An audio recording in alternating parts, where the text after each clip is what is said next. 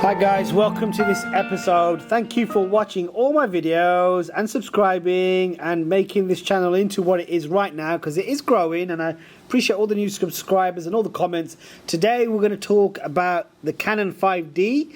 I'm going to go through the Q button and go through all the features within the Q button today.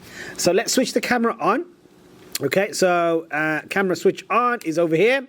Camera switched on. There's a little toggle thing which I'm going to use up here, which allows me to toggle up and down. It's like a little wheel. You can hear the little click noise. I'm going to be using that to control the camera. Okay, so it's switched on. I'm going to press the Q button, and I'm going to go through all the features via the Q button today. So the first thing I'm going to show you, it's at the moment it's in manual mode, which you will see as a big M. So that's manual mode, which means M for manual. Okay, it's not touch screen. So a lot of the new cameras you can touch screen and do it via this the viewfinder and change all the settings, like a bit like on your phone. This camera, it's a bit old school. You have to go to all the settings like this. So there's a little toggle icon here. And all you do is you move it around like this in order to control the various features that's available to you on this camera.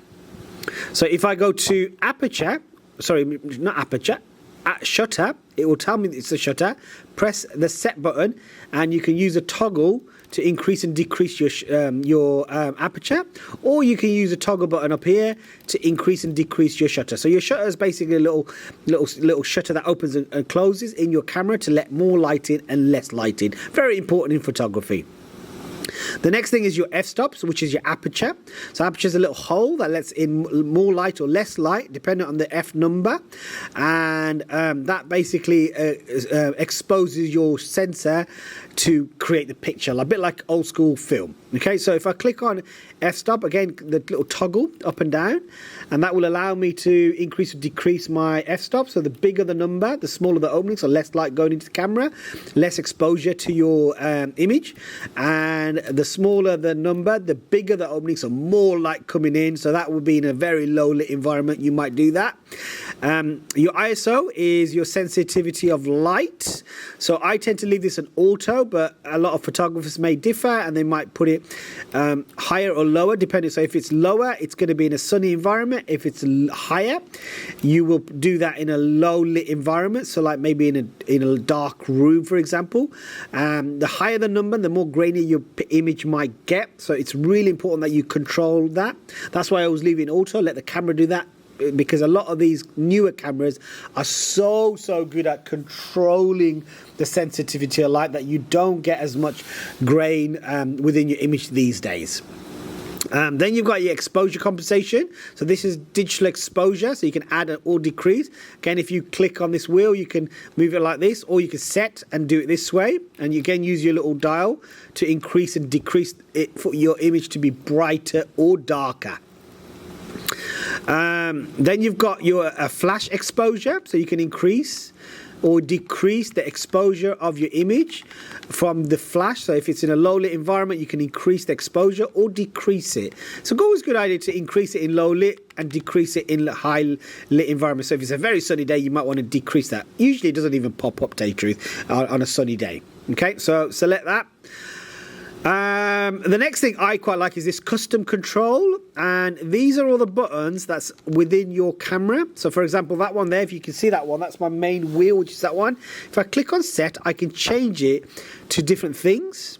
Okay, so if I want to change the focus point, I can select that one, and that will allow me to control the focus points. I'm going to leave it on AV, but it's a good one. Some people like to change these around because they want their camera to have certain features.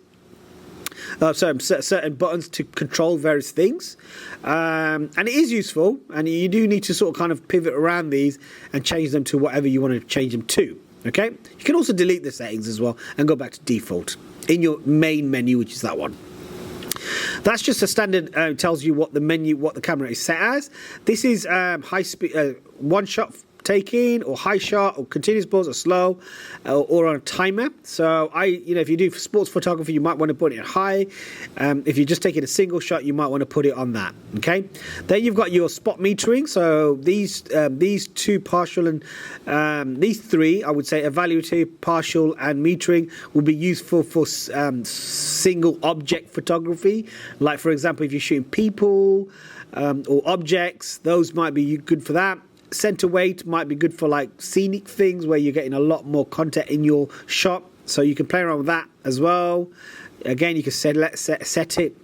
Then you've got your type of image you're taking, so landscape, portrait. So if you're a landscape photographer, you might want to set it on that. If you're a portrait photographer, you might want to set it on that.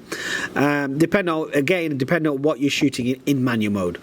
Then you've got your white balance shift, so you can shift the.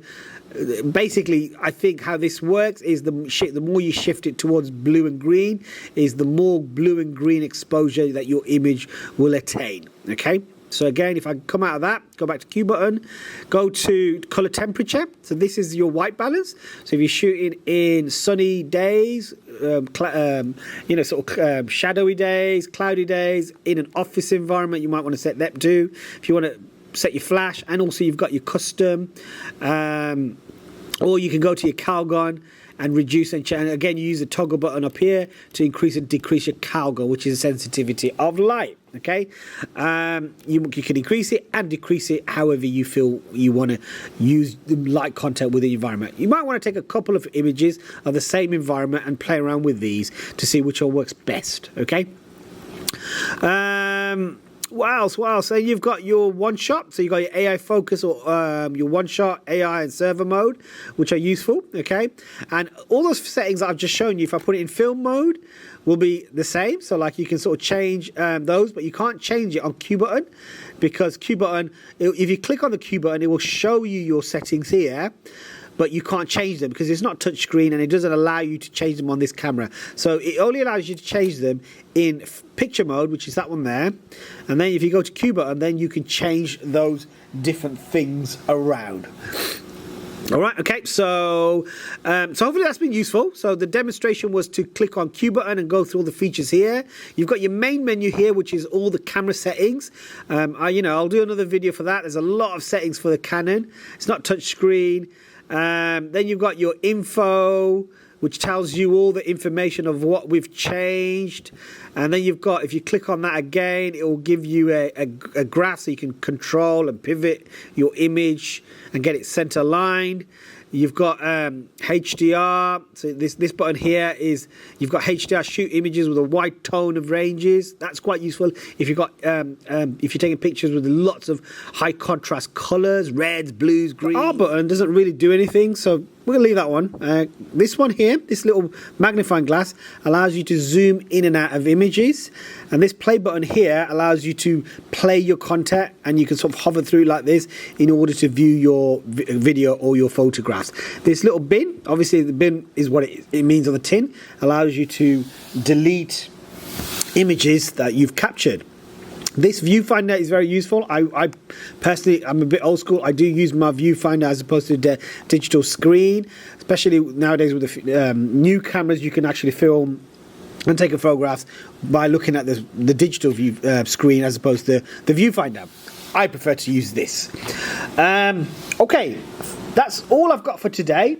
Thanks for watching. Any questions, please do post, but whether it's negative or positive, I don't mind.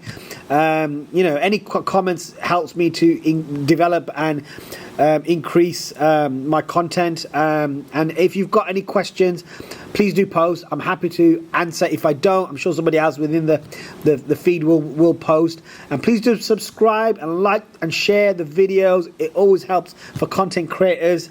And hopefully I'll be making some more videos in the near future when I'm less busy with doing stuff in life. And just make videos and post on this channel. My channel is being taken over. My kids a little bit. So if you do watch my videos and see anime or Pokemon cards, it is what it is. That's the way it goes. Kids love channels, and they see my channel growing and they want it. They want the channel. And so thanks for watching, and I appreciate all the love. Thank you. Bye-bye.